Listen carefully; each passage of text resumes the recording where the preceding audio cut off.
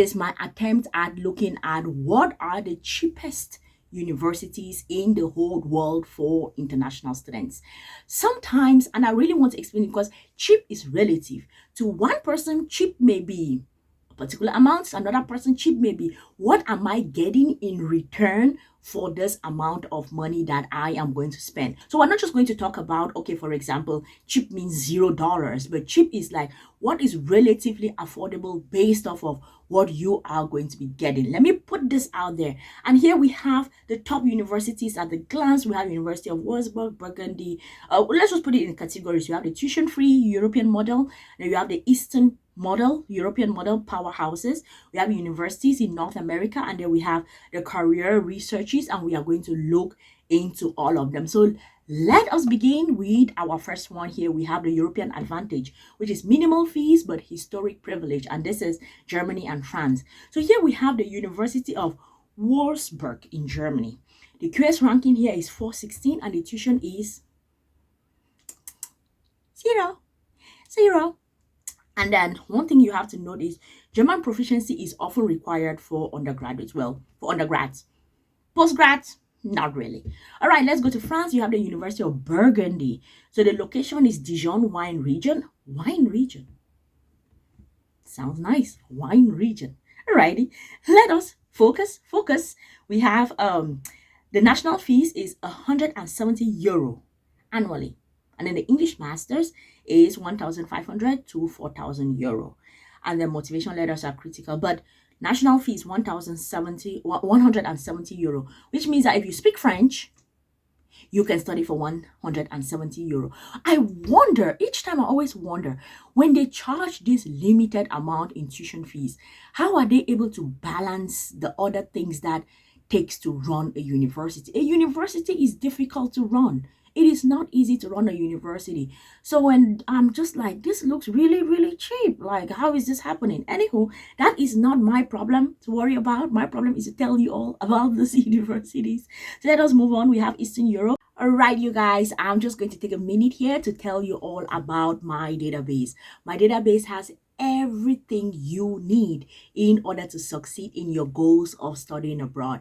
If you want to really, really succeed, what you should do is get up every morning, sign up to this database, look through the scholarships, graduate assistantships, low tuition fee university, no application fee university, and then start your process of preparing to apply for whatever thing that you choose to apply for. If it is a scholarship, go through the process, go through the CV samples and use it as a guide to write yours. Go through the SOP samples, use it as a guide to write yours. Go through the research proposal samples and use all of them as a guide to write yours. If you're able to lock in 1 hour or 2 hours every day, by the end of this year, you are going to get that study abroad that you want. You are going to get that scholarship that you want. So go ahead and sign up. You have the Charles University in Czech Republic. You are going to be spending about 2,000 to 17,000 euro. How is this cheap? Okay, it is free if you are studying in Czech language. Okay. And the University of Warsaw in Poland, they have the rankings there.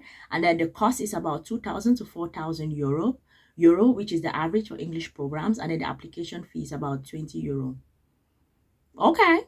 And the University of Ljubljana.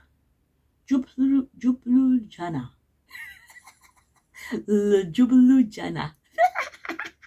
I'm definitely pronouncing that wrong. So this is the largest university in Slovenia, and the cost is about 3,800 euro to about 4,700 euro per year. High-spirited student culture. Is that cheap, you guys? Like, it's like almost 5,000 euro. Is that cheap for international students? I don't know. I've never been to any of these countries. Here they're talking about Czech Republic, Poland, and Slovenia. I have never been to any of these places, or extremely familiar with people who have studied here. So I don't know what to compare this to. It's not dollars, so I'm not very sure. Also, like, what are you getting for this particular very like cheaper, I assume, model? Let's look at the ones in Northern America where you have campus culture on a budget. So which are the give and take cheapest universities for international students that you can get in Northern America? Here you have the Brigham Young universities. In the USA, the tuition is about 13,000. In fact, give and take 14,000 dollars annually. That is relatively cheaper. And then it is heavily subsidized by the LDS Church. I don't know. There is something about university. There is something about education and churches that always, probably because I went to like boarding school my whole life that was run by the church. But there is something about education and churches that just gives me this icky vibes. I'm always just like, put it this way, it wasn't. Oh, I later learned that it wasn't a very pleasant experience for everyone involved in the education system. Let's just say it that way, okay? The next one we have Brandon University in Canada. Give and take, it's about 18,000 Canadian dollars, and it is known for its smaller size classes and affordable Canadian living. Okay. All right, 18,000. In fact, it's like 18,900. So that's like 19,000 Canadian dollars. Is that cheaper? You all let me know in the comment section. Is this give and take? Is this considered cheaper? This is annually, right? Yeah, this is annually. So I don't know. And then University of Central Arkansas. This is in the US. The tuition fee is about $15,000. So it is almost the same like the Brigham Young University. You can see both. The tuition fee is about 15,000. And then residential colleges programs offer strong community support. Yeah. Sounds good. But I think that relatively like give and take in terms of US standard, because most of the times you find universities in the US and it's like minimum $20,000, right? So 14,000, I think that is pretty, for American education, that is pretty decent. And this is of course when you've not yet had a scholarship. So if you had a scholarship, pile it up to that, it cuts the price again further, right? So let's look at in the UK, you have, they say you're paying slightly more, but you're getting a specific return on investment. So you have the Bucks New University in the UK. The tuition is about 19,000 USD. The ROI is, this is just 30 minutes away from London. Strong industry links in media, music business, and cybersecurity. And out is required. Okay, this is okay. Let's just say $20,000, which I was just talking about earlier. But now the idea is, okay, when they say strong links to this field, does it mean that you get some kind of job placements? Like, does it mean that they sort of help you get a job when you're done? Because honestly, if they're helping you get a job when you're done with your studies, I think it is a pretty decent deal. Because at the end of the day, one of the things that you do not want to really go through is you don't have no funding, and then you spend a ton of money, and then when you're done with that, you still have to struggle in order to find postgraduate jobs, because you're trying to look for long term. It is like, yes, I want to study, but also what am I going to do after studies, right? That is something that is very important to think about. Let's see this. We have a Florida State University in the US is 21,600 USD. The ROI is a tier 1 research university.